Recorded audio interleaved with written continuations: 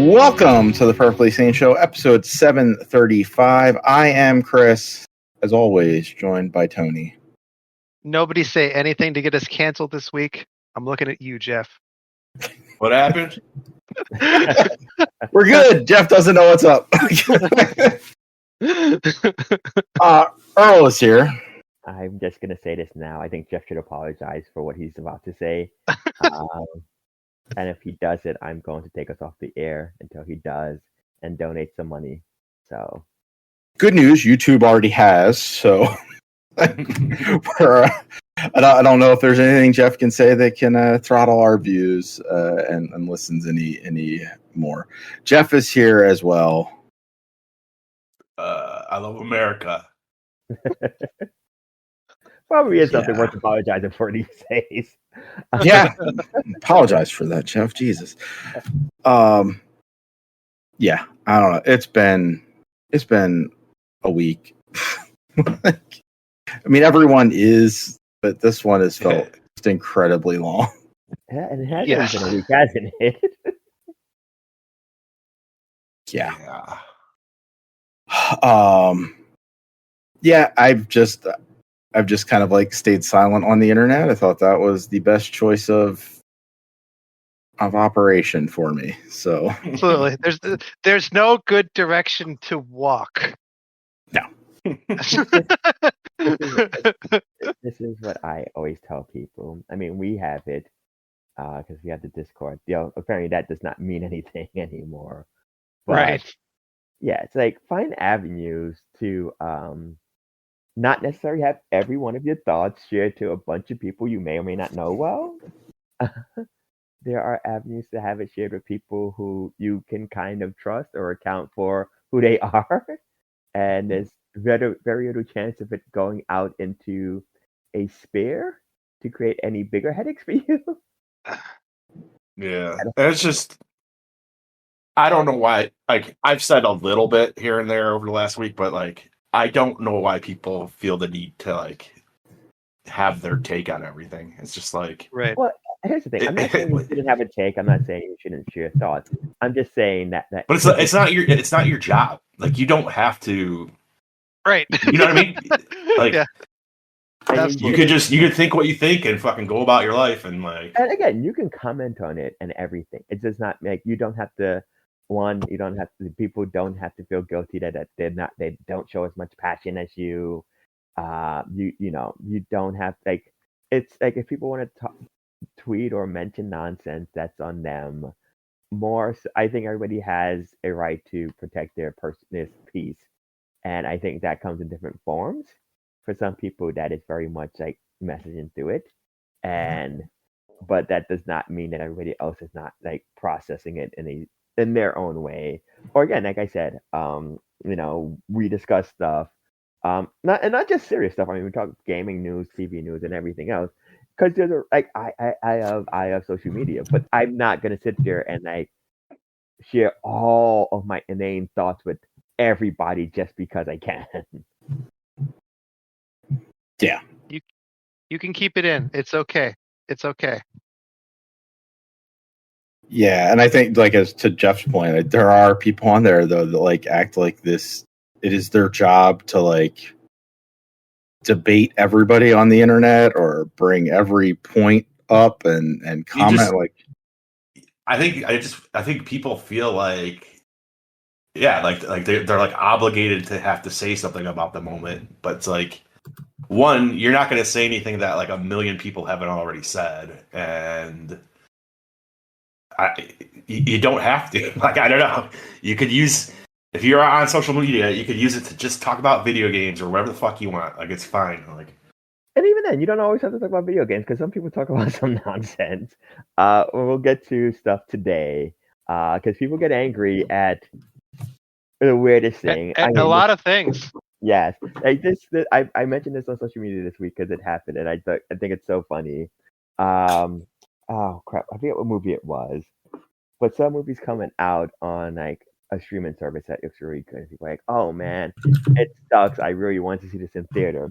But I'm like 2 months ago, you folks were like, I can't wait for Jurassic World. I can't wait for Superman. I can't wait for X, Y, and Z to hit streaming. So it's either you want to go to the theaters and support movies that are there, or you want to stay home. You got to pick a lane. And I know it's not the same people complaining, but it's very similar people. And a lot of this isn't necessarily social media. A lot of times this is like, I'm still active on a video game forum. And yes, okay. I mean, to get into the news a little bit, people are upset that Donkey Kong had DLC 2 months after launch because they feel like that's cut content from the game that they were robbed of. Same people are mad that Mario Kart World does not have DLC yet, and Nintendo needs to get work on that because they need to get people back interested in Mario Kart World. Like, you can't say that one game having DLC in 2 months is a ripoff, and another game not having DLC in 3 months is it's bad for you. But yes, gamers are very special people. I'm just saying bananas don't last all that long. So like if your game has been out for 2 months and all the bananas have gone bad, you need more. Yeah. That's all. Did anybody pick up the DLC for Donkey Kong? No. I still need to beat the game. Yeah, I am now in, I think I'm 2 levels away. I'm in level 1400. I think I'm right. No, not right behind you. I'm at 12 or 13. Whichever one is when you get spoilers, I guess, for a 2-month-old game. The Snake Bonanza. Mm-hmm. I just got that yesterday.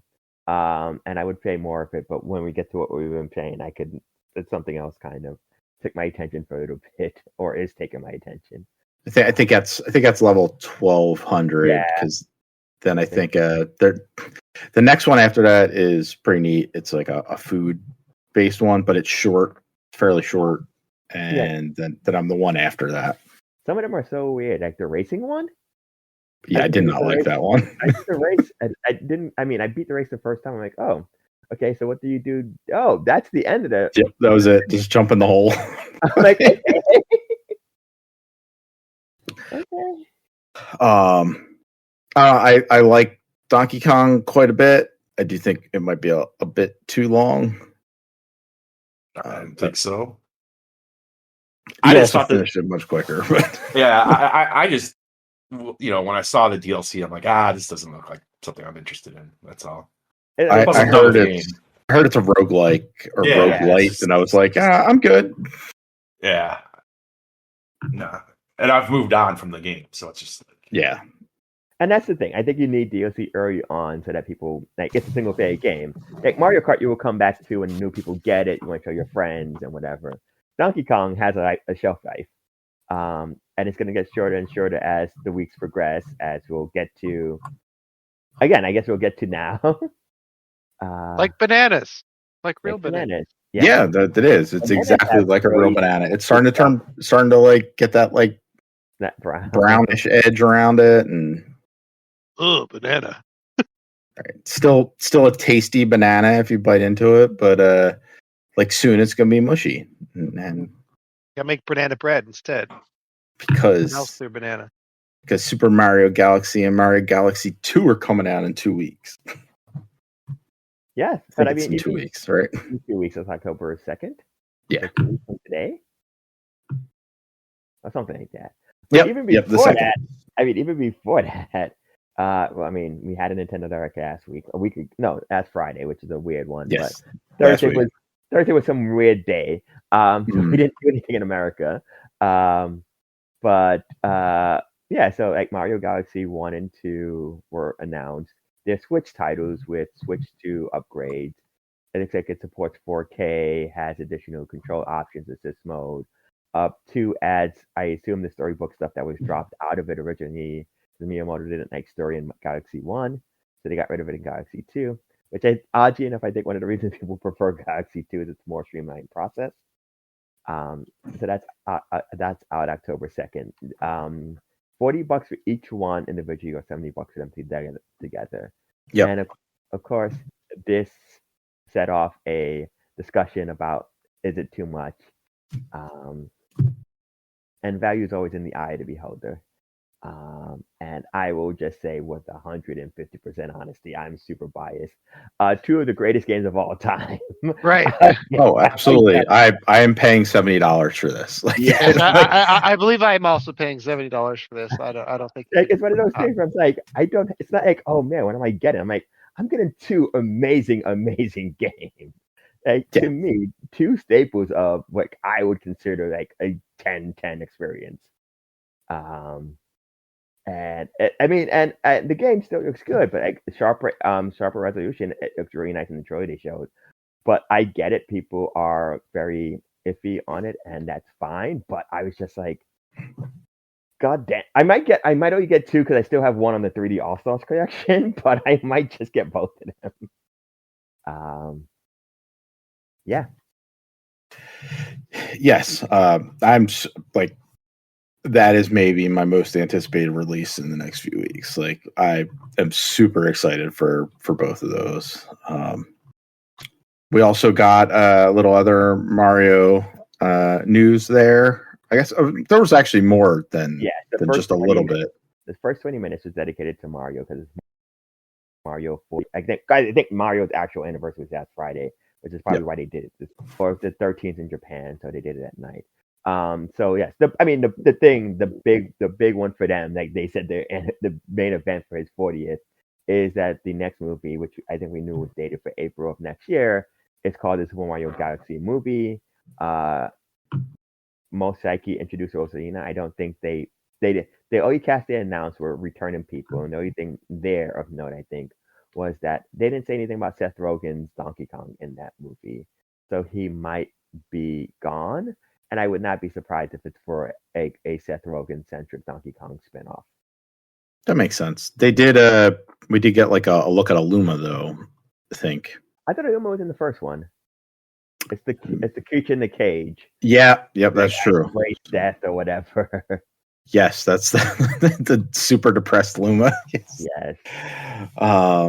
Yeah, so that's coming. Jeff is super excited. April 3rd, he'll be first in line because he loves movie of the year. Movie of the year. Potential. The first one made what, 1.4 billion dollars, and I honestly don't see anything that would prevent the second one from doing it because people weren't caring if the movie was good or not. They just got Mario references and they were happy, and I'm sure this will deliver more of that. Yep. A new Yoshi game was also announced there. I was not thrilled with what that was, but we'll see. I mean, I never am, right? Like, I never like. It's like the C tier platformer. Yeah, I did like and it's not like super deep, but I did like Crafted World. I like playing through it. I don't know. It probably doesn't hold up on a second playthrough. Well, and I was gonna say, I think one of those things, and it's fascinating because I do kind of get why. Like, I like the idea of doing these, I guess, more kid-friendly platformers. But the thing with Yoshi is, like, because his first major game is such a seminal 2D platform for so many people, I think people want that high again. And Nintendo's like, no, we're gonna dumb it down a bit more. No, dumber. Okay, there we go. Because what is the one on N64? Is that Yoshi's Story or Yoshi's Adventure? One of those. And that was kind of the start of like, the whole fruit centric thing, and it's like super easy, and people just every time they announce a new Yoshi game, people hope it's going to be like Yoshi's World. Yeah, I mean that one, it is a great game, but yeah, what was the last one was Crafted World. I like that one. Or was it Woolly's World? Woolly World was on the Wii U. Crafted World was on the Switch. Yeah, it was Yoshi's Story. Well, Yoshi's Island, Yoshi's Story. I don't even know what this was. Yoshi's Universal Gravitation. No idea what that is. In the US, okay, that's the Japanese title. In North America, it was Yoshi's Topsy Turvy. Which I do think that name I have heard. Again, I've not played that. GBA title, so it might be on the Might be on the GBA channel. Then Yoshi's Island DS. Yoshi's New Island, which was a 3DS game. Then Woolly World, which is Wii U and also 3DS. Then Crafted World on the Switch, and now Yoshi and the Mysterious Book on Switch 2. I'm just not like I did not like what this one had going like visually. Like I don't really care about the storybook push on it, but whatever. Sure it'll be fine. And there's one other. We're just trying to find it. There is a Super Mario Wonder DLC coming. Yes, but it was a few more announcements. Because it's the it's the Wonder Switch 2 edition with Meet at They really need to work. Like, you could just say Wonder Switch 2 edition. You don't plus Marbury Park Meet or something like that. Meet up in Bella Bell Park. Okay, there we go. And that looks like Mario Party in the 2D Mario games. Or crap, what was it? Is it New Super Mario Brothers? I think that does kind of like the multiplayer mode inside that. And it's like mini games that collect the most coins, wear a crown, defeat the most enemies and stuff like that. It does look like there's gonna be additional like single player content as well. But they didn't highlight that, so they said they'll speak to us in the future about that. So we shall see. And then there was a new Mario Tennis. Yeah, Mario Tennis Fever. That looks fun. I feel like Mario Tennis has been like, it looks fun for like the last 3 entries, and then people get to play it. And though I think Aces actually wasn't. Aces was well received, I think, and that was the one on the Switch. But yeah, I feel like none of them have really reached the highs of the GameCube one, which is Power Smash or Power Tour or something. But yeah, I'm excited for that. Yeah, well, I like that there's like an adventure mode that they've tacked onto it. That looks fun. That's really, I do like that. I also just like that Nintendo being Nintendo is like, we have to come up with a story. So like, they got turned into their baby forms and don't know how to play tennis, so you have to teach them how. Like, you didn't have to go through all that, but sure. There's a bunch of other stuff here, but I think I was on the Mario stuff. But unless you, I think that's all the Mario stuff. Okay. The one that I'm like most interested in, and is also the dumbest possible thing. Nintendo's bringing the Virtual Boy to the Switch and Switch 2. This makes no sense. Why? Why are you bringing this thing? Just put more GameCube games up. It's so dumb. Hey, it's dumb, but I mean, okay. I think it's even dumber though. Like, it's dumber than what I just said. It's like, I miss bleeding. We should bleed people to cure disease. And like, let's bring back leeches, because... Well, don't give RK ideas. You need to even play these. You need to either buy the $30 cardboard version or the $100 plastic Virtual Boy replica version. Because they're not playable without that, I guess. I mean, I guess you could build your own cardboard Virtual Boy, but somebody's gonna do like a 3D printout of it. Yeah. But yeah, I'm not. I guess I'm just. I've never played the Virtual Boy. I mean, I assume most people here haven't. No. It was not a very successful system. But what do I try to say? But like, this is just so insane that I kind of might care for it. Because, yeah, it doesn't make any sense whatsoever, but we're going to do it. And I'm like, yeah, you know what? Why the hell not? Why the hell not? Because you're Nintendo. It is so dumb. I am with you, Jeff. I would prefer they just release more GameCube games. Yeah. And they will. You just got to get, I mean, I think they released games today, or, yeah. But Did they release one? Nothing for the GameCube, though, right? Because Was it an N64 game? Was it an N60? Oh yeah, no, we talked about Forsaken. I think it was like I forget what GBA games they released recent. Yeah, support GBA and GameCube on there. I would love that, but I mean, they do. They good. just not enough. I think. I mean, you do get to a point where you just don't have as many games you control. So this is another way to pad out a year where like you can do like one virtual port game every month, every other month for like a year. Because the N64 doesn't have a ton of like first party titles. The GameCube doesn't have a ton of first party titles. And a lot of those are also prime real estate. I mean, they just released Sunshine. Everybody's always craving like a Wind Waker HD. Metroid Prime just got an HD remake 2 years ago. Twilight Princess has an HD version. So these are games you can kind of spruce up and sell to people for $60-$70. They did just give us they gave us Wind Waker though on the GameCube channel, so they could give us Sunshine again. Somebody would be thrilled with that. I mean, yay! Right. I mean, I wouldn't be, but somebody would be excited. I guess there's Sims everywhere. Anything else from? I mean, it was a long. It's almost like an hour long. There was a lot of stuff here. What I was going to talk about, the one I talked about, Galaxy is coming up, and that's soon. But also, Hades 2 is out next week, and that's a big one. I feel sorry for any indies who were like, we're going to release our game in September between Hollow Knight and Hades 2. Still in your thunder. You don't really have much of a say. Yeah.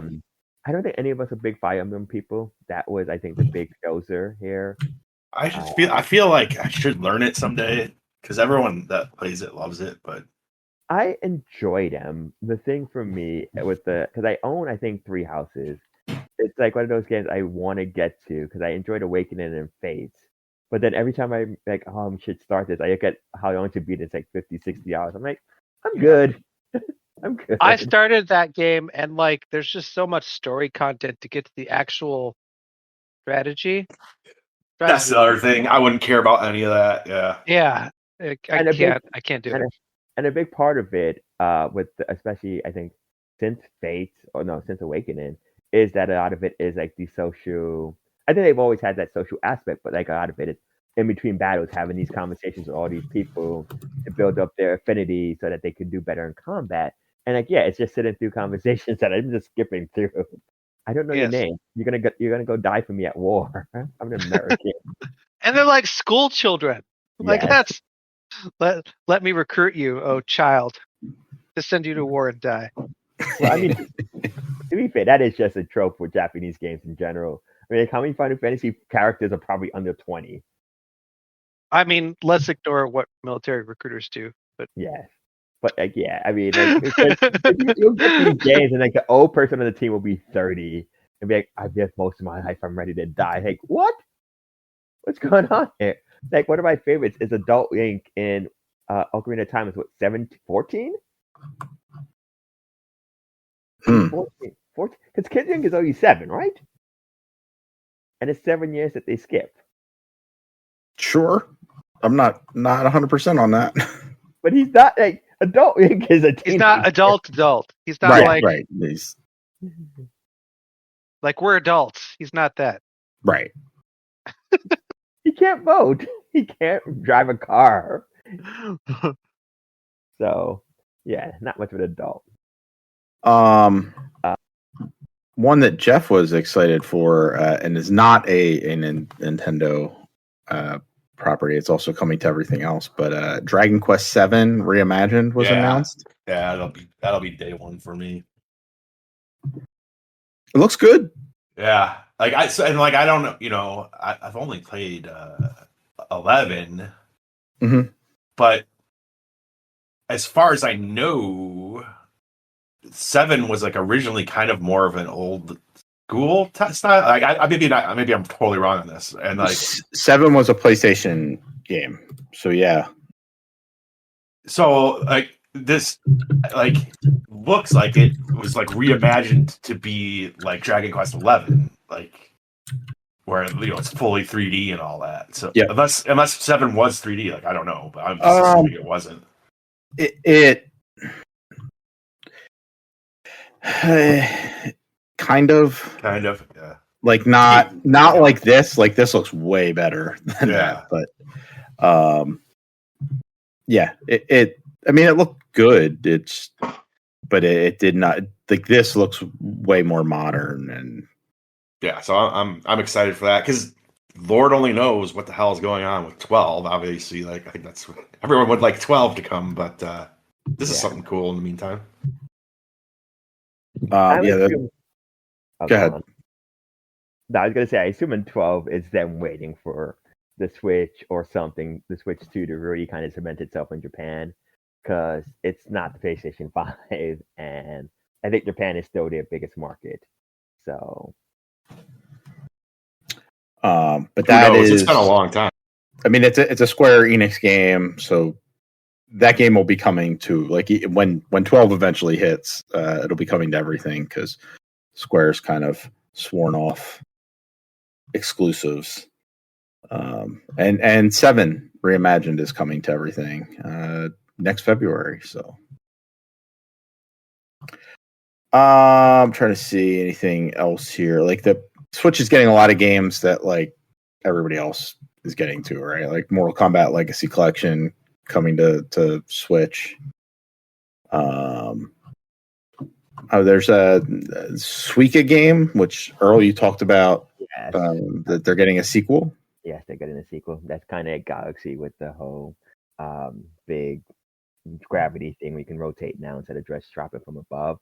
I will just, be remiss not to mention Jeff. I don't know where Jeff is on this game, but Metroid Prime 4 was dated for this year. It's coming in December.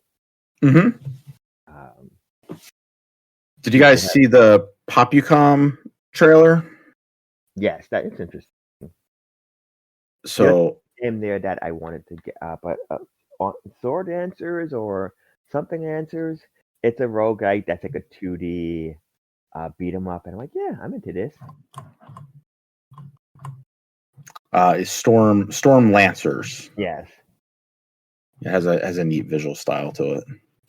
I mean, I think the big thing for Nintendo or their ecosystem is they're getting Resident Evil Requiem day and date with the other consoles. Yep. They don't often get big third-party games like that. Final Fantasy VII Remake is coming out in January, and I think they also announced, just in the broader scheme of things, that the trilogy will be coming to Xbox and Switch 2 at the same time, I think, going forward. So I assume the third one will be completed on all systems instead of being exclusive to PlayStation for a year. Oh, nice. That's great news. I will replay 7 Remake again when it hits Xbox. I don't know if I probably wouldn't pick it up on Switch, but I will replay it again when it hits in January. And then 7 Rebirth, I guess, will probably come later next year. So Nintendo has their lineup seems solid the rest of the year. What Pokemon in October. I mean, Mario Pokemon in October. Yeah.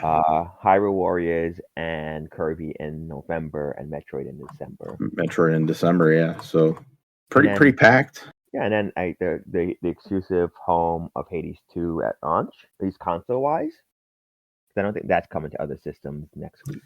No, it'll hit, like, it's already on Steam, yeah. and PC. So, like, I guess if you want to play it there, it'll be available. But I guess console wise, Switch is your place for Hades 2. Yes, and then the other one, I don't know if this is in any of our ballpark, but I have seen some interest, and I can see it doing well because of the brand and people love their cozy games. Is it Pokopia? The Pokemon Pokopia? Pokopia.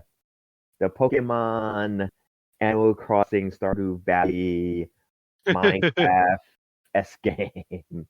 Yes. This game yeah. that I'm shocked didn't exist already. Well, I mean, it has that cursed ditto in it. That's why. So, Jeff, is this a you game? The what? The Pokemon Pokopia, which is like I don't know. Animal Crossing. Maybe. It's also it's giving me what was that game you played when the Switch 2 came out? Fantasy Life. Fantasy Life's giving me like that kind of feel to it too. Another pretty great game in the genre. Yeah. When's that one? That's next year, 2026. Yeah. Cool. Lots of stuff coming. Go ahead, Tony. Yeah, so they can't interfere with Pokemon ZA. That's the next Pokemon game. You can't like. I hope that game runs really well. I'm kind of interested in it. I like the last one. Was that Arceus? Arceus. Yep. Yeah, that one was kind of cool. And this one is, it's set in like a more like futuristic city. Like I'm kind of interested in how this one plays out. Like I think this could be fun too. But it's just in the city. It is just in the city. Yes, it's in just the the XY. Yeah, city. Lumio City. I mean, it's huge. It's like massive. So like it's like setting a game in New York City. Like it's not cool. It won't feel. I think I'll be playing that one. That actually comes out the day I leave for Vegas, so maybe I'll just like download it as I'm getting on the airplane.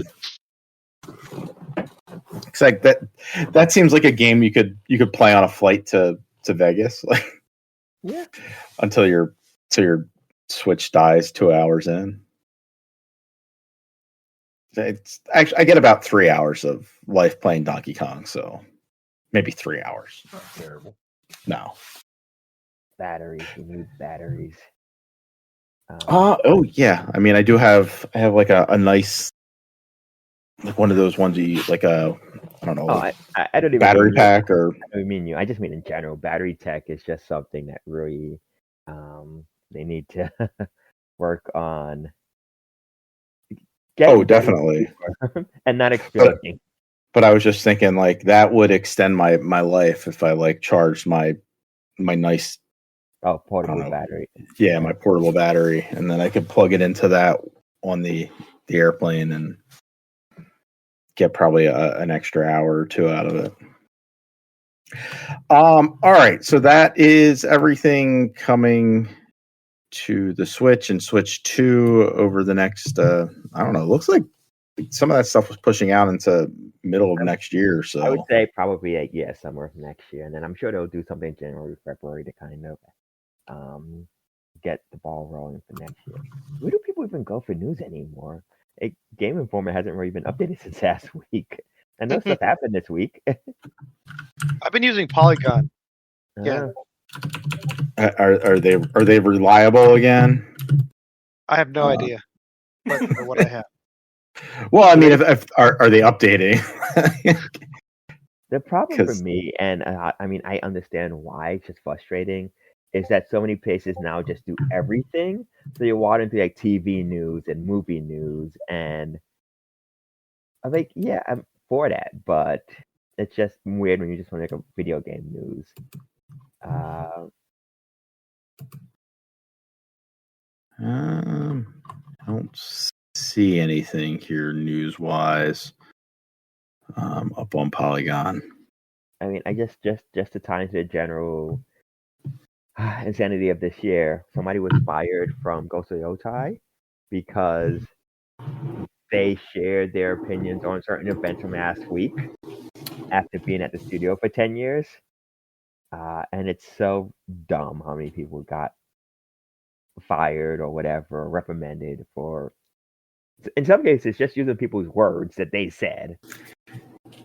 And apparently, I think that was the like where I don't think anybody was like going. I'm not saying nobody wasn't celebrating. I'm sure there were definitely people doing that, but Like a lot of people, nobody prominent, like right? No actual like person that people listen to has said anything but that was horrible what happened. Like, and all I saw from people that like where I was seeing people posting about him was, hey, maybe don't treat him like a hero because like here's the shit that he said. And yeah, there were people that got like fired for being like, I think some of the stuff he said was terrible, but he shouldn't have been killed, and then that was like enough for people like to get fired. Yeah. Like what? Well, That's insane. I don't see what you have to agree with him now. Like that makes no sense. Absolutely insane on that front, but also why like a lot of the reason why I was just like, nope, it's not worth waiting in here. Yeah. Yes. It's like I'm not going to change anybody's mind. Yeah. Like even if I know them. Also, that Facebook was there was a lot of mask off going on there, like with people that. And I know you aren't on Facebook anymore, Jeff, because they ejected you forcibly. And Tony's kind of shut down Facebook. I deleted my Facebook a while ago, so I feel a lot happier without it. And I'm happy to not read the comments that are happening. Yeah. Earl, I think do you still have a Facebook? I do. I don't utilize it for anything other than like sometimes there's like sweepstakes and shit that like you need a Facebook account for. Honestly, most of the time it just ends up being like it's just one of those things. Like I still have my Twitter account. It's more just to exist because I like having that history. Because I mean I've had Facebook since going back to college. So every so often it's like, hey, remember what you were doing like 15 years ago? I'm like, no, but thank you. I guess here's some pictures from whatever. Oh, these are very grainy because the iPhone camera was terrible then. Yeah. Yeah, there was just like people I'm not like friends with, but people that I know that like I'm Facebook friends with because like their kid did something with my kid at one point and we needed a way to communicate with each other. It's like, holy shit, a lot of you people are awful. Yeah. There's a few people because again, one, it doesn't show you anything in order. And I went on and I've seen some people say stuff. I'm like, you know what? We don't talk. I don't need you in my life. I'm not on here often enough to care. So, yeah. So it was a good visual record of like I don't actually want to associate with some of these people. Yeah. Anyway, yes. So that guy was fired from Ghost of Yotai. I'm sure there were some other game related firings over the incident over the last week. So watch what you say out there, folks. Did you guys hear? I got to derail this just real quick. Did you guys hear that some teacher showed like her 10-year-old students the video of the assassination? Why? No. Why would you do that? Why? That to me is insane. Like that is like you're asking to be fired. Yeah, like I actually don't know if she got fired or not. I imagine she did. I'd like to think there are punishments more than firing for something like that, like showing that kind of thing to children. It was traumatizing for me to watch, and I've grown up on like gore and shit like that, and it was just like, dude, like I was telling Chris, like you didn't see it, don't watch it, dude. Just don't watch it. No, don't look. You don't need to see that. You know what? Show it to 10-year-old kids, like, dude, oh my god, like absolutely insane. There. What was that, Earl? I was trying to think what's the process there. I have no idea what her thought process was like. That maybe historical importance, or like, hey, this is the result of gun violence, but it's like kids are already terrified of gun violence. Right? Maybe comparing it, like I don't know what she's doing. I don't know, but like the video is like extremely disturbing, and it's you show it like right alongside the Zapruder film, and you're like, okay. This is how someone gets assassinated. I guess I don't know. But like I thought, that does like maybe in I could see college course. Yes, a college course, maybe like high level, like in high school. And also, hey, if you don't want to see this, you can leave the room. Like, right? Like, I mean, we obviously covered Kennedy in U.S. history in high school and college, and I don't even think they showed the Zapruder film. Like I've And that film definitely is like seen it. super grainy. It's far away. Like this was very graphic, and I just think it's different. Like, yeah, not something I need to see. Definitely not something I think 10-year-olds need to see in school. Probably No. not at all. They probably don't need to see that at all. But No one needs to see this. That's kind of right, yeah. That's my recommendation. When people are talking about it, I'm like, why are you like? I mean, I enjoy horror films, but even I don't go out of my way to like watch snuff films. And people like, because like that's what I honestly didn't. I opened Twitter and there was like a far away angle that like was going around at first, and I was like, okay, it wasn't like as shocked. Like then I saw a close up one. I was like, holy fuck, dude. Yeah, I immediately, this is like before they declared him dead. I was like, that guy died. Like that was it.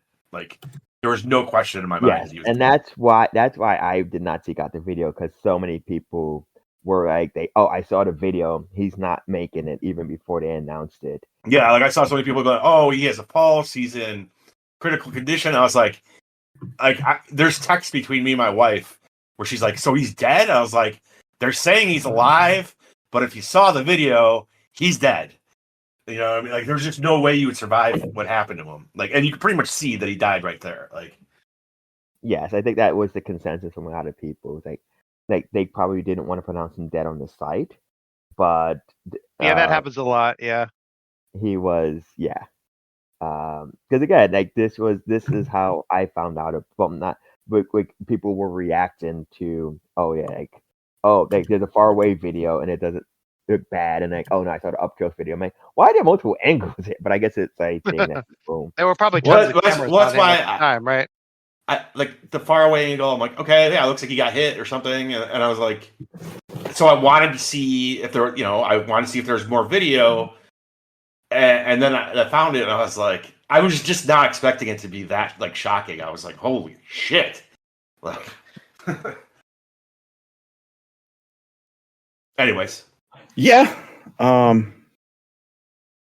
Stay off the internet, folks. I think that's the that's the takeaway. Is the internet's a bad place, bad videos, and also maybe don't send your kids to whatever school that was where they were showing it, because that's insane.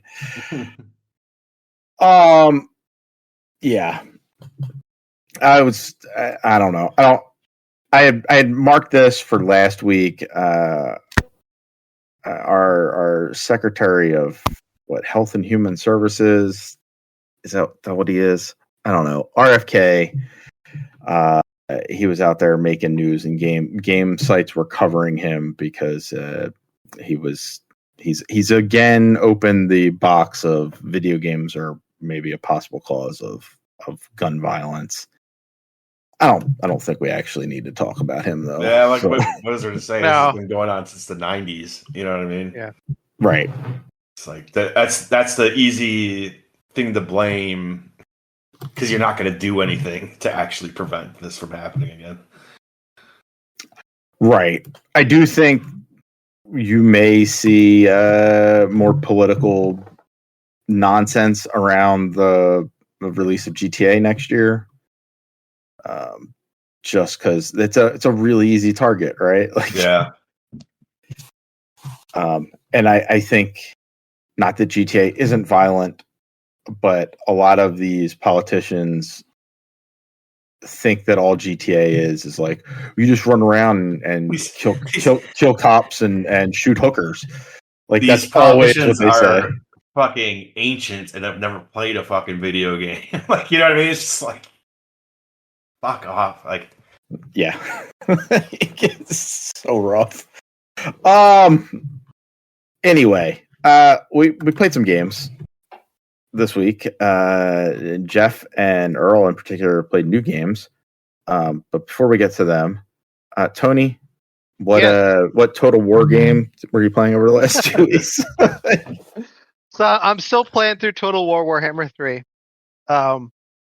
I finished a campaign this week as the Skaven, who are the rat people But for some reason, I don't know why, but the rat people have nuclear weapons. So it's the shortest campaign I've played.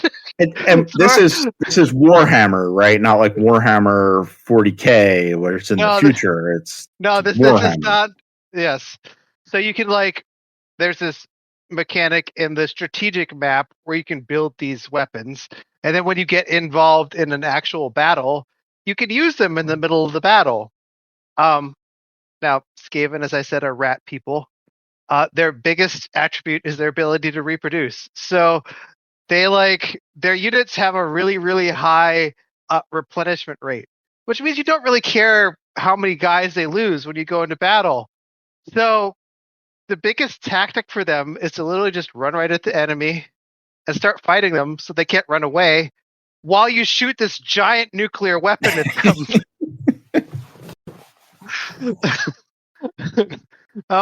My rats died. Well, you know what? I got lots more rats to replace those rats, but your guys are dead. So normally a Total War campaign takes, I don't know, 35, 40 hours. I made it through the Skaven campaign in 8 hours. Just, nuking people. So fun. Yes. That actually does sound fun though, like being able to just have insane, you just send a mob of rats out and they basically hold the enemy at bay and then you drop a nuke on them. So your army is so every army in Total War is 20 units. And I have 5 units that I've just designated as these are the guys who are going to die. That's what their role is. And then there's a bunch of guys. The Skaven, for some other reason, have machine guns. And it's funny to watch them in action because the rats are shooting the machine guns and they're making a very machine gun sound. But the rat men are also going rat tat tat tat. They're saying the words as they're shooting the weapons. It's a whole theme. I don't know. But normally when you're in a battle, you're okay, I'm not going to shoot my weapons into this melee of guys. But again, I don't care if they die. So I'm okay, rat man, just shoot whoever you can shoot over in that big pile of people. So fun. Yes, it was quite enjoyable. It's the opposite of every other Total War campaign because you're I want to preserve my units. I want to make sure the good guys don't die. Whereas in the Skaven campaign, you're all right, you guys, your job is to die. That's literally why you're here. Sorry. Go out. Your legacy will live on, though.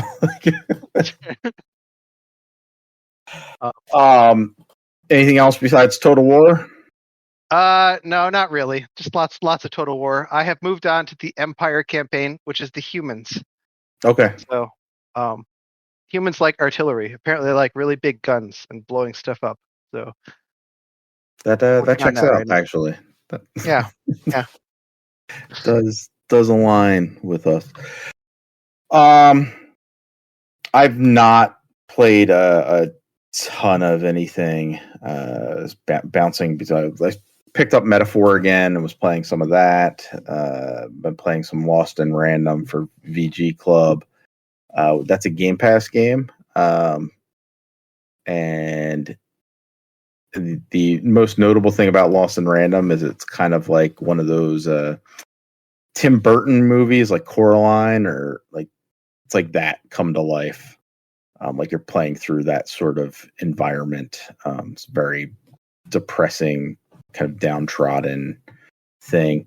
The combat in Lost in Random is interesting though, because it's a card game, but also you control the character in real time. So she has a, it's not, I guess it's also a dice game. So you then roll your dice. The number that comes up is how many points you have to play. And then those points are like what you can utilize as a weapon. So if you draw the sword card, you can play that for 1. There's like a hammer card for 3, a bow card, and then there's like different buffs and debuffs. And it's an interesting concept. I think some of the battles just take a little bit too long to go on. So I don't know. I don't know if I would recommend that one, even if I am enjoying playing it. And I started up NCAA College Football 25, last year's version, which I think is on Game Pass. It is. Yes. Yeah. That one's fun. Like, the football is decent enough. I like the atmosphere of the college football games. It's not broken like Madden, at least from what I played so far. So that seems nice. But yeah, I don't know. I think you also have the advantage of playing like the year-old version where they fixed the bugs. Yeah, everything's been fixed a year in. So yeah, that might be it. Like, it seems good, and like I'm just like playing like a game here or there, not like devoting a ton of time. But it seems like a very solid college football game. So I can't speak to this too much, but I did try it out, I think, at some point, and I did appreciate that they got like the detail, like if you play at my school, like you could see the apartment buildings that would be like right in the background there. They're like accurate, and I'm like, that's pretty cool. Like, I just didn't expect them to do that. You know what I mean? But like they have like good environmental down to the details in the area. That's neat. Yeah, it's like I'm like, oh, there's the Lincolnshire West apartments. Like, you know, you can like identify them if you like really know. You know, like I know this city like in and out, right? So I'm just looking at it, I'm like, they got it right. Like, that's crazy. I should like poke around at some maybe like the local schools that I've like. Temple plays at the Link, so that's just like that's where the Eagles play. So there's nothing really identifiable there, but there are like Villanova is near here. There's like some other like smaller colleges that have teams that are in the game, so it could be neat to like check them out and see how they compare to the other environments. All right. Well, that's it for Tony and I. We've been playing older games, but Jeff and Earl have been playing new games. Jeff, tell us about Cronos. Is it Cronos: The New Dawn? Yes. Yes. It's the new blooper team game. Yeah. The guys that made Silent Hill 2, and I think it was, what was it, The Medium or something like that? The Medium, yeah. Yeah. Which I did not, I played like 10 minutes of that, but so yeah, like Cronos: The New Dawn, man, it's like a brand new IP from them after they like really stepped up their game with Silent Hill 2. And like, I'm so close to declaring this game great. And I'm so close to declaring this game trash. It's just like, I'm like on that fucking, like on the that classic high wire Jeff right dilemma. Yeah. Classic Jeff. So Jeff told me, it was like in the middle of the night. He's like, getting Cronos on Switch. Like, all right, cool. And then I was like, I had heard, I very much like Jeff, I like this style of game. I was like, I'm thinking about getting it too, but then some of the reviews I heard, some of the commentary, I was like, I'm gonna wait. So Jeff, being a guinea pig on it, sounded pretty good. He sounded really high on it. then it was like, no, he wasn't so high on it. I'm so all over the place. Like first of all, you're like a seesaw with it. Yeah, like I want to really love it because it has incredible atmosphere, incredible music, incredible sound design, and it is a pure survival horror. Like, it's not super action-y like Dead Space, even though it kind of looks like Dead Space at points, you know what I mean? It's like pure survival horror, and it looks incredible. Like, and that's the funny thing is, like, I bought it on the Switch, so obviously it's going to be a huge downgrade visually from the other versions, but I just liked the idea of having a brand new survival horror game on the Switch, and I do think the game does look good for a Switch 2 game. I'm like, it looks pretty solid. I think my complaints about it are kind of similar to the complaints I'd have about Silent Hill 2, which is that, one, turn on the fucking lights. And two... Question for you. So I told you what I did with Silent Hill 2, which is like up the up the kind of brightness and contrast on it. It doesn't give you that option at the beginning. Like, does it give you the little box? It's like, hey, make this middle box like clear, and it's like I always fuck it up and go the other way. I don't think it did. Okay, that. so it doesn't even have that one. That would make it too dark because like a lot of horror games just go way too dark. Like, I went looking for brightness settings, and the only thing I could find was gamma, and I was like, I don't know if I just didn't fuck with it. I just left it, but got it. And then the other thing is that it is quite challenging, and there is no difficulty modes. Like, it's basically your default difficulty mode is hard, and that's all there is. And like, if you beat the game, you could like unlock very hard, which I don't know why you would want that. Because it's true survival horror. You're short changed on ammo and all that. Like, it's very hard. Like, you know, you have to go back out and like, say I just got bolt cutters, right? And I was like, I had to remember that way earlier, like an earlier there's a door that was locked like across town, and I went back and okay, great, I got like 2 fucking bullets, thanks. Like, meanwhile, I had to like avoid 10 fucking enemies trying to kill me on the way there. And so, like, I think Bloober is like a little too confident in their combat. Like, it's just like, it's not as good as you think it is, and it's kind of miserable combat encounters. And I was stuck on like all night tonight. Like, my wife fell asleep super early, like at 6 o'clock. So I'm just sitting there playing this, and I'm at this big boss now. And I was fighting him all night. And I was ready to come in here and tell you, fuck this game. But 10 minutes before... Then you beat it. Yes. And it was a very typical survival horror boss in that, like, you're locked in an apartment with him. He's chasing you all around the apartment. There's, like, canisters all over the place that you could blow up that will stun him. And then when he's stunned, you could see his like shiny, like his glowy spots that you're supposed to shoot. But you're doing this with like very limited ammo, like, so sometimes just running out and being like, well, that's it. Like, I'm not gonna be able to melee him to death. Which you could do in fucking Resident Evil. Like, you could try to melee him. I just don't think it's gonna work. And you know, his attacks are very powerful. Like, if you get hit like 3 times by something in this game, you're dead.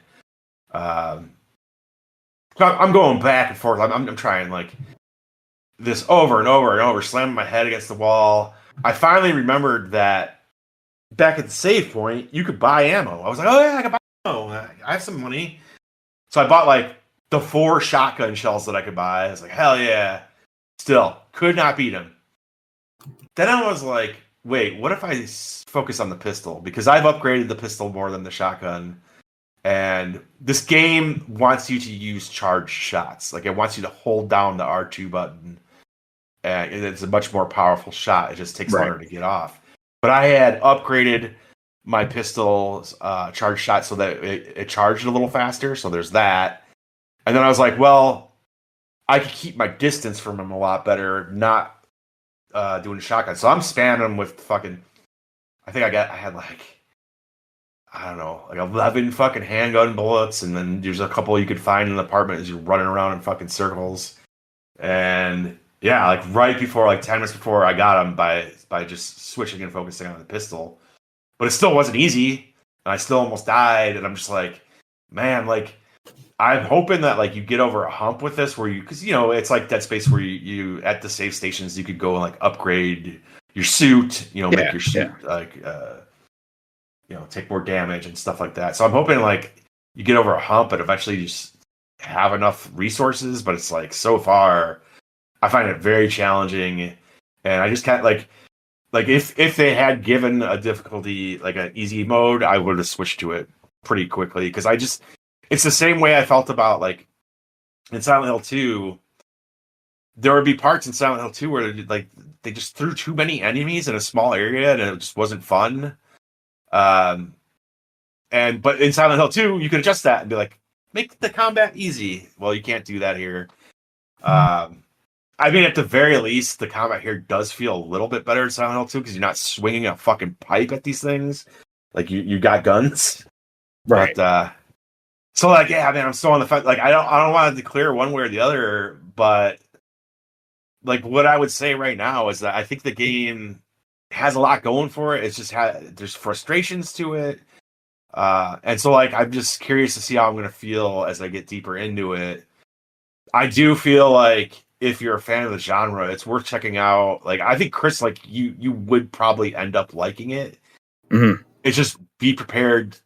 You know, it's going to test you a little bit. Like, if you are not familiar with survival horror games, you don't want to play this. Like, you start with something else because this kind of requires you to be familiar with the genre a little bit. It's like everything about it kind of like leans towards like me liking it, but I do think like, you know, there's a lot of games coming out. There's a lot of games already to play, so it's like maybe I wait for this one for like the Thanksgiving sale or like the early winter sale where it's like it's $35 instead of $70 or. Hey, I paid $60 instead of $70, so there was that. Paid 60 on the Switch, yeah. So and only 17 gigs. It's actually not that big. So I do wonder what it is like on Xbox. I didn't look, but I'm sure it's way more. Yeah, except probably does like stupid lighting effects and stuff. Yeah, which will make it look significantly better. But yeah, yeah, but like I said, like for the most part, like I don't regret that I bought it on Switch 2 because I'm just like, this is for a Switch 2 game. This might be like the best looking Switch 2 game I've played. It's just I know that it does not look as good as the other versions. It's the way it is, but not a bad port of it or whatever you want to call it. Yep. All right. Well, so that was Cronos: The New Dawn. Jeff, you've also been playing Everybody's Golf. Does that have a subtitle or? It's Everybody's Golf Hot Shots. So they took like the Japanese title, Everybody's Golf, and the North American title, Hot Shots, and just combined it. Yeah. I got that for the Switch 2 as well. So I don't know if anyone else has played this series. Like, this is my first time playing this series. I don't know if you guys have played Hot Shots before. I had years ago. Okay. So it's new to me, but I love golf. I love simulation golf. I love arcade golf. I'm happy to play any golf game. And this is kind of a beloved series, but this is a new developer tackling it, and it seems like a lot of people are disappointed with what they did. Like as my understanding is that there was a Hot Shots or an Everybody's Golf, I forgot which one it was called, in 2018 on PS4 that was super ambitious and people loved. And this is kind of a more stripped back, kind of like their PS Vita entries or whatever the fuck else it was on. But there is a ton of fucking, like, this is a deep single player golf game that you will get plenty of hours out of. It's just at first, like especially at first, it is like impossible. Like it is surprisingly hard for an arcade golf game. So like Mario Golf is one of the few arcade golf games that doesn't have the accuracy window at the end of your shot. You just select the power and that's it. Like you just let the meter go up, hit A at the top, right? And hopefully you judged everything right and judged your spin and all that, right? This, you have to hit the accuracy window at the end. And it is very, very hard to land within the accuracy window at the end of the shot. And unfortunately, if you land outside of the accuracy window, it's not just fucking up your accuracy, it's fucking up your whole, like, so you could be teeing off at full power, right?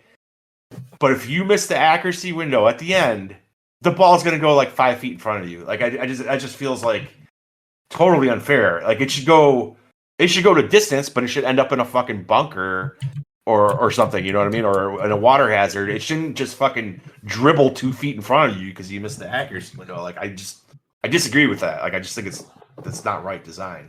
Yeah. But you play and you level up your accuracy and you just get used to it. Like you start to like really be able to nail the window, and you start to get a hang of the game. And it's I find it to be a pretty solid arcade golf game with a lot to it. It's also confusing though how progression works, because there's a challenge mode, and that's what's like the top thing. Like if you're looking at your menu, it's like challenge, this, multiplayer, whatever. And there's a world tour mode, which is like basically the story mode that they've never had before. And so like I had read like basically challenge mode is really it. And I'm playing challenge mode. I'm like working through it, like, going through the amateur tournament, going through the semi-pro tournament. I'm not unlocking any character. Like I have 2 characters. I'm like, what is going on here? You have to bounce between story mode and challenge mode in order to like progress. Like once you fight a golfer in challenge mode, then you have to go play their story in story mode to unlock them, to just be able to play as them. Like, if you want to play multiplayer with your friends or whatever. So I found the progression to be very confusing at first. Right. But it's also kind of slow at first, even if you know what you're doing. But I've probably got a good 10, 15 hours into it, and I'm like really super into the game now, and I think it's a lot of fun. And I don't have that 2018 one to compare it to be disappointed. You know what I mean? Although Right. I am tempted to buy the PS4 one, because I think it's like $20 or something. I'm just like, I just kind of want to see like, what's so cool about it. But I think this is a very solid arcade golf game, but just with a sharp learning curve, or like just adjustment. I'm just telling you, like, my friend bought it too, and he's like barely touched it because he's like, dude, I cannot hit the accuracy window. I'm like, trust me, dude. One, go to the shop and buy a bunch of food that improves your accuracy window, and also you'll just get used to it. And it's just like he hasn't. And that's like where me and him and my wife are like coming off of playing Mario Golf, like the recent Mario Golf, for years. So we're so used to that. And that game is like, to be honest, like I love it. I'm one of the few people that love the Mario Golf, the new one. But it's if we're being honest, it's a little too easy. And this brings some challenge to it. I like it a lot. I think it was a $40 game. That's not bad. Yeah, it's just, I think if you're super familiar with the series and really like the last one, I guess it's a letdown for people. But for me, it went from being like, ooh, I don't know about this. This is like impossible and not great, to like, now that I'm a few hours in, I'm like, yeah, I will probably sink 100 hours into this. So, is there like a lot of courses? Yeah, and then you will unlock more. Like, there is a lot of content. There really is. And I feel like I've just scratched the surface of it, but it just seems obvious that there's a lot. And the more you bounce back and forth between the modes, you're going to unlock courses, you're going to unlock characters, you're going to unlock special wacky balls. Nice. I think I have a new ball now that is like called the accuracy ball. So it's like if you land in the window, you get, which they shrink the window, so it's harder to hit. But I'm using it because if you land in the window, you get perfect accuracy. Like you're gonna, except for that one shot I showed you last night. I don't know. God, that was frustrating. Yeah, Jeff sent me a clip. He hit the ball and it like looked like it was going right towards where it needed to, but then it rolled off and rolled down onto another course. Like it just kept going. It landed on the green, rolled off the green, rolled to another hole, and landed on that hole's green. and so like, because you're on the green, you're like locked into using the putter. And there was no way I could putt hard enough to get back up the hill. So my entire round was shot. I had like a perfect round up to that point. It was so funny too, because it's like, nice shot. Yeah, it looks like a perfect shot. Then it hits your green, it hit the green I was going for, and just fucking rolled right off. I was like, shit. Guess I can't get back to where I need to be. I couldn't. I was just like, fuck this. And then I think I just started playing Slay the Spire because I was about ready for bed. Well, that's everybody's golf hot shots. That is not confusing at all. It is a cautious recommend for me. Like, you have to have the patience to get used to it, but I think if you like arcade golf, it's worth checking out. And Earl, you are playing Deep Rock Galactic Survivor.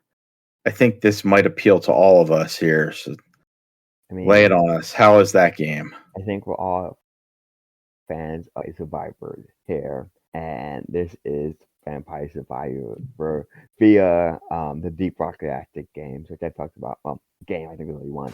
I talked about here before. I played the actual 3D shooter-esque mining game. I don't know what you call it. I mean, it's a shooter essentially. Yeah. And off the back, I will say that this is not Vampire Survivor to me. And so far, and that like, Vampire Survivor, part of the appeal, part of the strategy for that is like different weapon combinations you can get. So like, oh, if you get the Bible and you get this, it creates this other thing. Unless I'm missing something, I don't think that's how this game operates. This operates more on like a linear upgrade path. Like you can unlock weapons by maxing out a weapon you have, but it's not. It's in like the weapons you have. I think upgrade at level 8, level 12, and level 18. I think is the max for any one weapon. And that works. Like you can do. You have elements. You can add fire, electricity, cold, kinetic energy, and stuff like that. But there's no combination that I've saw so far. So again, I'll explore.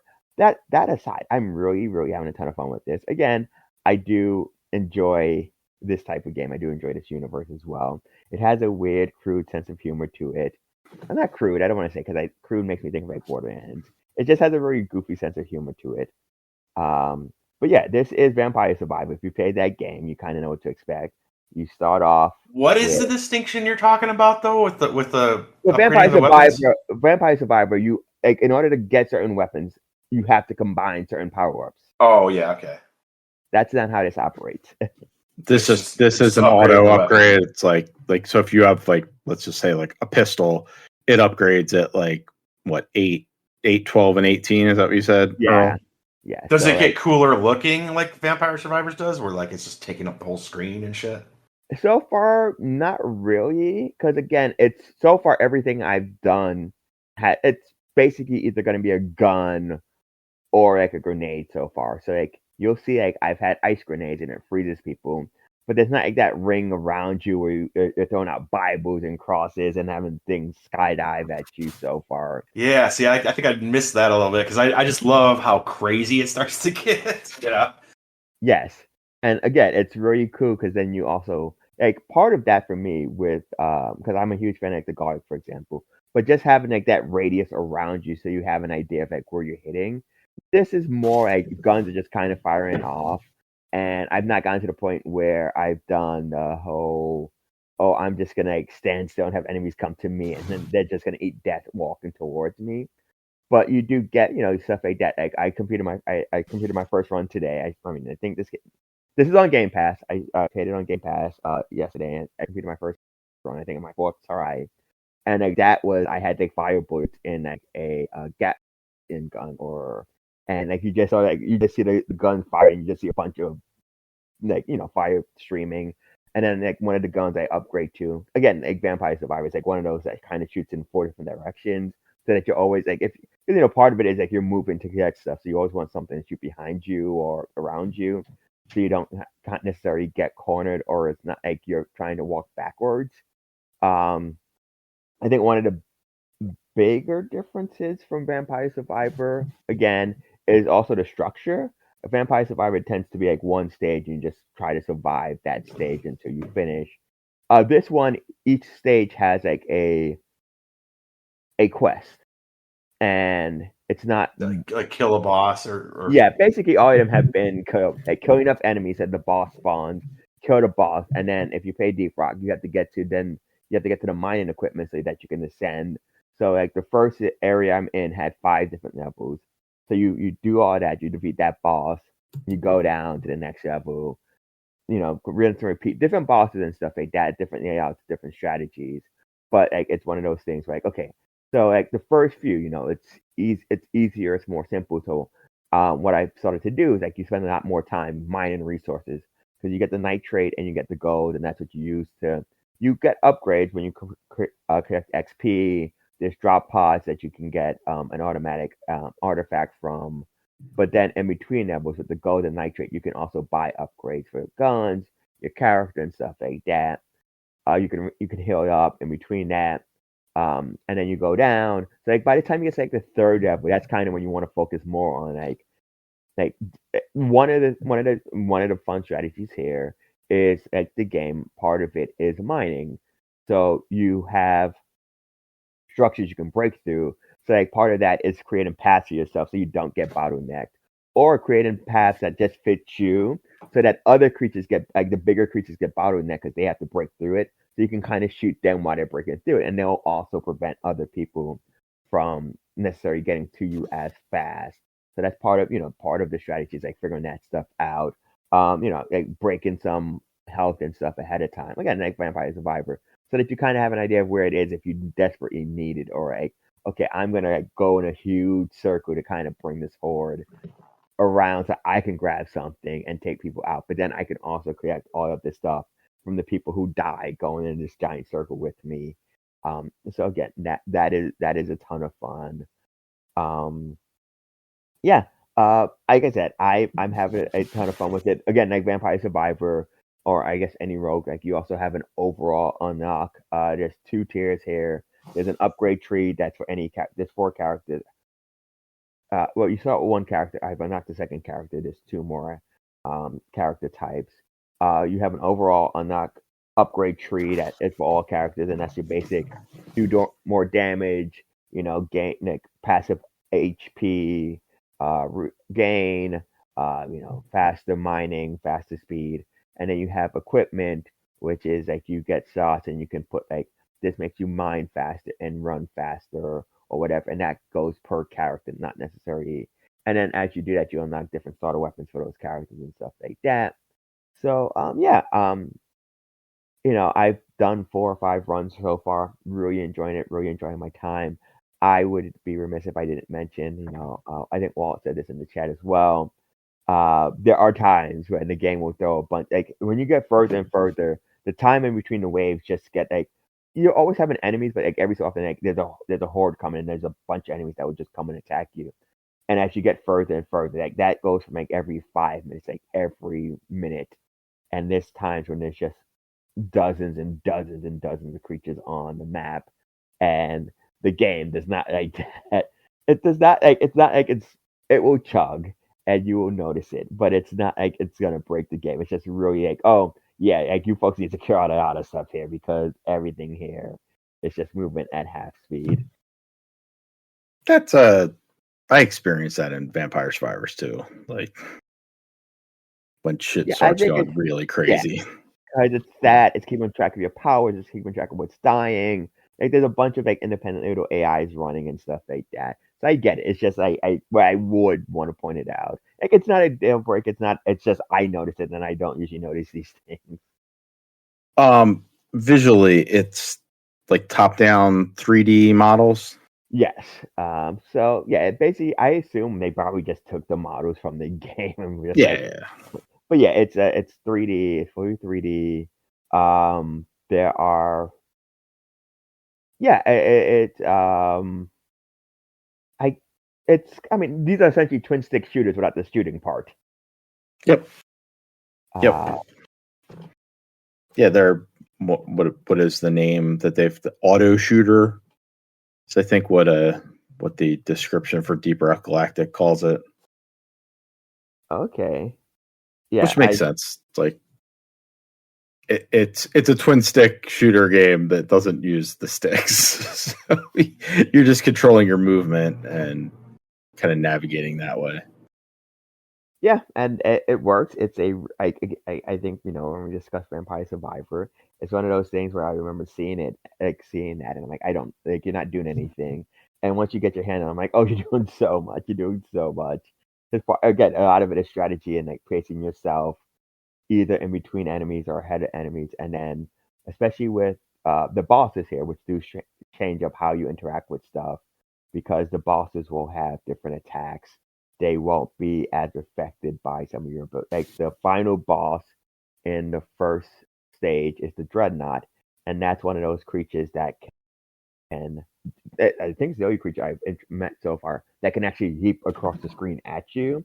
So like sometimes it may like even if you have a short distance, that's its main attack, and then later on it will start spitting out something that spawns enemies at you, and then it will start making like destroying paths, which is actually good and bad because you can kind of get trapped. But at the same time, if there's anything in between there, like it will help dig it up for you because you also dig up like you dig up gold and nitrate, but you also dig up other resources which you then use as part of the upgrade once you finish your run. Should also note that if you like achievements or you like games with lots of achievements, this one has all of the achievements. It has 300 baseline achievements. So there's a lot going on, lots to unlock in that game. I'll have to check it out. I love Vampire Survivors, so why not? Yeah, I'm gonna give it a go. I installed it on, so I'm gonna give it a try. Yeah, I recommend it. And that is it for what we've been playing.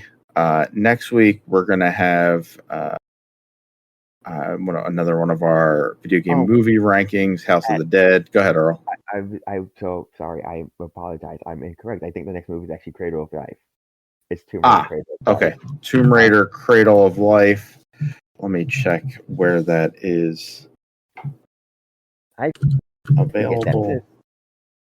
I think it's worth noting. House of the Okay, so I mean, while he looks this up, I will say I have this rule of thumb. I'd rather watch a bad movie than a forgettable movie, and I think Cradle of Life is just one of those movies that kind of exists.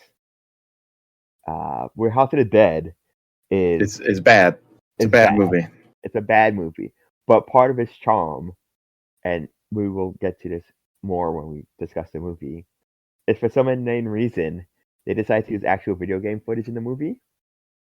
And it's the most jarring cuts ever. I do remember that, yes. So that is not what we're watching, though, next week. We're watching the second Angelina Jolie movie, Lara Croft, Tomb Raider, The Cradle of Life. That is a mouthful. It is available on Hoopla. So that is the free library kind of streaming service. You have to have a library card, and hopefully it's accessible for you from there. Otherwise, that's where it's free. It is available elsewhere for rent for like $3, but it's free on Hoopla. And we'll be watching that and talking about it. I had an idea, had a thought for us. It is not my original idea, but podcast I was listening to talked about another show ranking the 40 best Mario games. Jesus Christ! In honor of its Mario game. What was that, Earl? I assume that's any Mario, because it's not 40 mainline Mario games. No, it's any Mario game. I would say any game that has Mario in the title. Like, I don't know. Like, I wouldn't include like any of the NES sports games where Mario's like a ref. Like, I wouldn't count those. But we could add. How dare you? We can add Mario teaches typing. Punch out, baby. Yeah. Mario teaches typing. Mario Paint. Anything like that we could add in. Did you guys play Mario Paint when you were kids? I did not. I did. It's available now, right? I know. Yeah, I used to really like it, despite having like no real artistic ability. Some people just like the goofiness because it's not just like it's not just paint. You do music and stuff like that too. Yeah, yeah.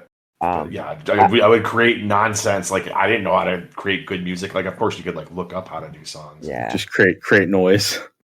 I'm curious from a logistical standpoint. What is the setup here?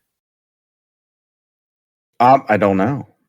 Like we would rank our 40 best. So like I But guess like, we all bring yeah, yeah. Mario games, and then we That's what I mean. kind Do of we whittle all it down. do we all bring Mario games, or do we come in? Because I assume if we came in with like I said 10, it's just going to be mostly the platformers. Yeah, well, so let's like those are already included. They would all like let's put them as a discussion piece. So anything from like Super Mario Brothers through Odyssey, all those are in there. And then we can bring any other Mario games that we want. You like Jeff wants to bring Mario Golf, have at it. Including Mario Golf Advance Tour, baby. Yeah, like whatever one, right? What was the you're gonna bring all the Mario Golfs? No, I would say the Game Boy Advance one. Incredible. all their sports ones, yeah. I mean, technically speaking, they all count. I mean, again, I just like my head is just going to. It's going to be so like top 30. It's going to be so heavy platformer RPGs, kart racers. Oh yeah, I mean, I assume that's what we're going to end up at, but I figure we probably have some other favorites of ours that may slip in. Like maybe Jeff throws a Mario Party in there somewhere, or Mario Paint. Sure. Yeah, people really still love that game, and it's just like it was cool at the time. Mario DDR.